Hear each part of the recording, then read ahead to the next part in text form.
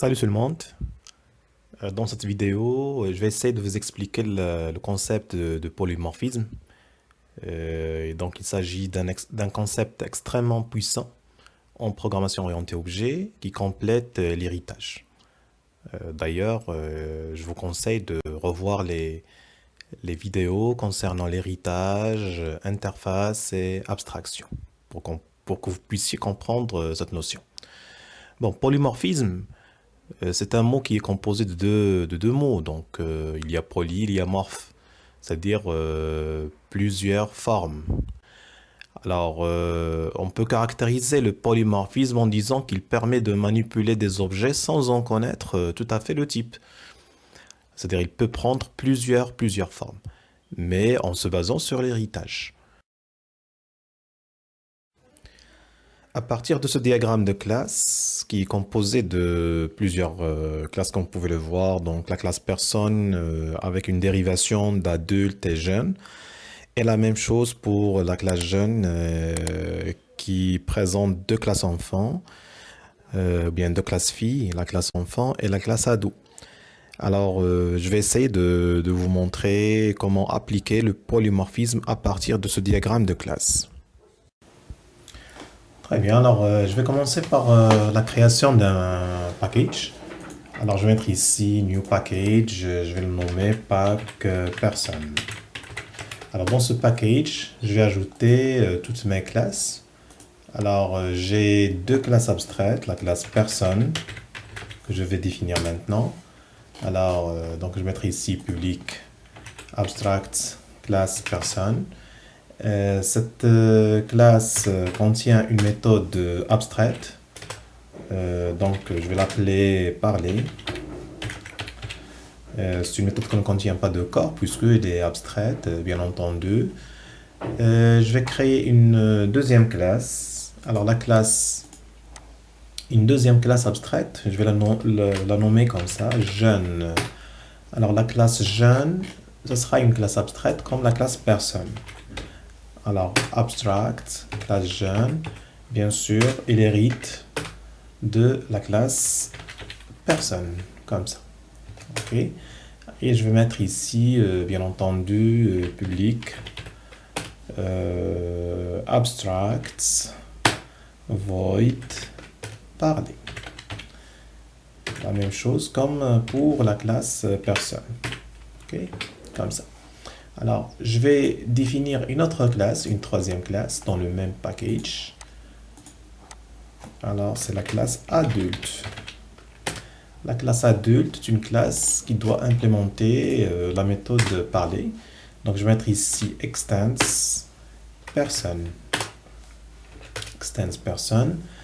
Et bien sûr, je vais faire appel à l'implémentation. Alors, vous voyez donc la notation override.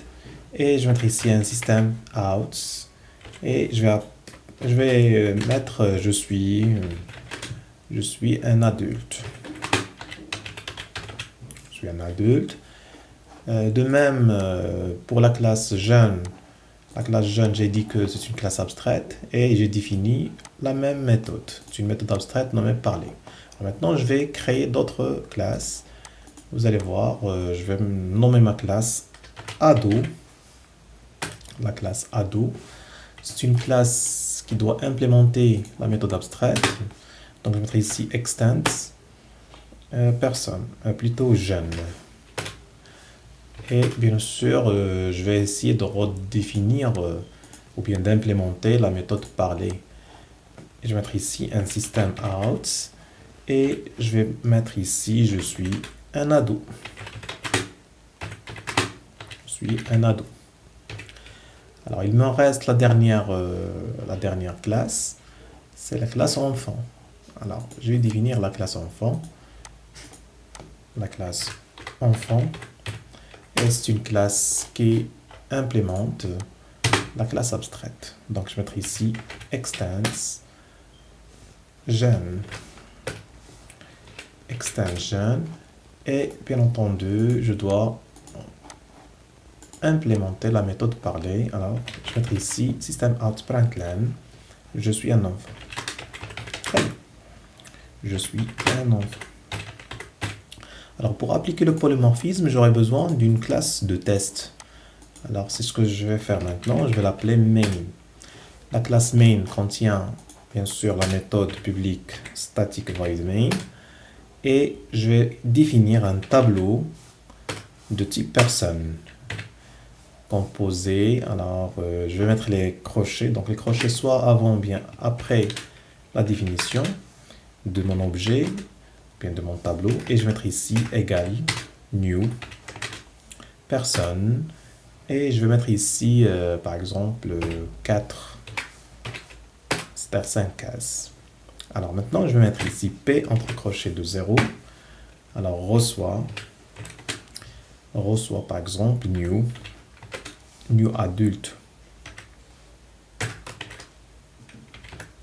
New adulte. Bien sûr, je ne dois pas instancier un objet à partir des classes abstraites. Moi, j'en ai deux. J'ai la classe personne et la classe jeune. Donc, je ne peux pas créer d'objet ou bien d'instancier un objet à partir de ces deux classes.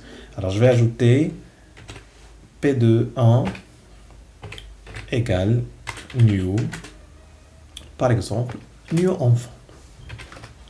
Alors, P de 2 reçoit new, par exemple, ado. Et la quatrième, donc je vais mettre ici P entre crochets de 3 reçoit, par exemple, je peux mettre ici new. Alors, je peux mettre la classe... bon, si je mets la classe jeune, vous allez voir qu'il va afficher un message d'erreur, ou bien personne. Alors, je peux ajouter ici un autre enfant. Pourquoi pas? Alors, enfant, comme ça. Et je vais carrément faire appel à une boucle for. Je peux utiliser bien sûr for each. On va voir ça lorsqu'on va déclarer les arrays.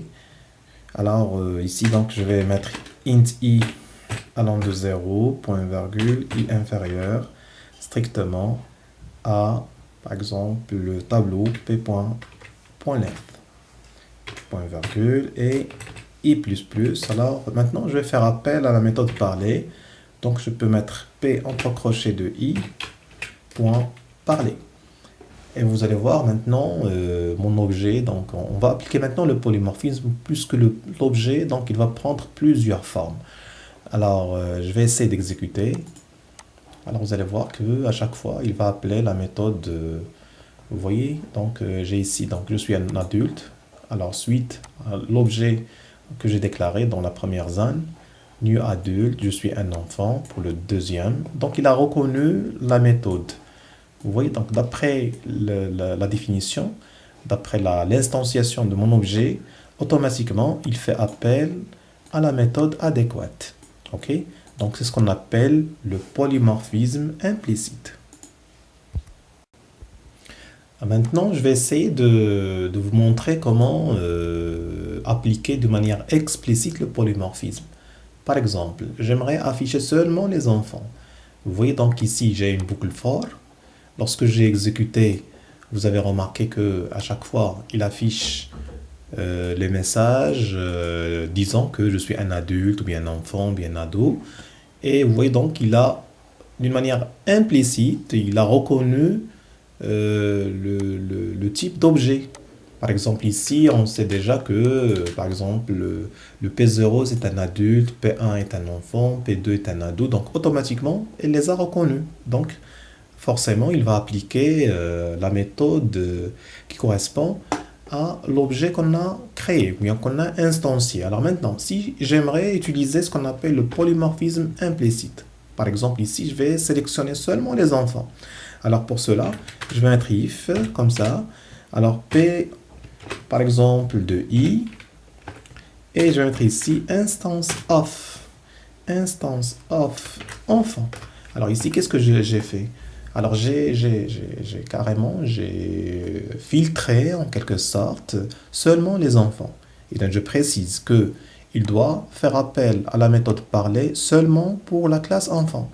Vous voyez, donc j'ai mis ici if p de i instance of enfant. Et comme ça, donc, je vais voir, est-ce qu'il va faire appel seulement aux méthodes de la classe enfant. Alors j'exécute et normalement il doit afficher deux messages, c'est ça. Alors vous voyez donc je suis un enfant, donc il a affiché deux fois je suis un enfant puisque j'ai deux objets de type enfant. Ça c'est ce qu'on appelle le polymorphisme explicite.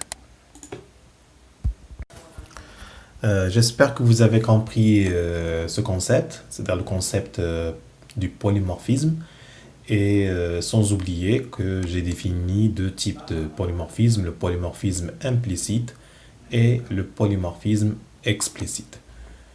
Je vous remercie et à très bientôt.